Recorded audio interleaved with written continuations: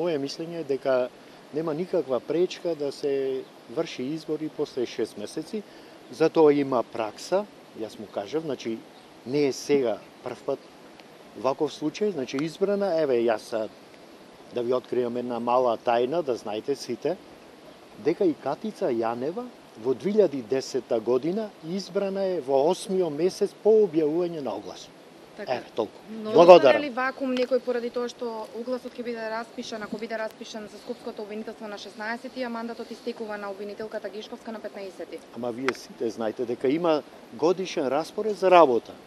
Првиот заменик си ја продолжува работата. Истото го имаме и во обвинителството за организиран криминал. Замина јавниот обвинител. Значи неговата функција му мирува во Републичко јавно обвинителство и го заменува јавниот обвинител, првиот заменик по годишниот распоред за работа. Тој е Златко Биковски. И овде ќе биде сличен случај. Благодарам. Да имавте кафе со Зрлевски или пак со некои другите обвинители?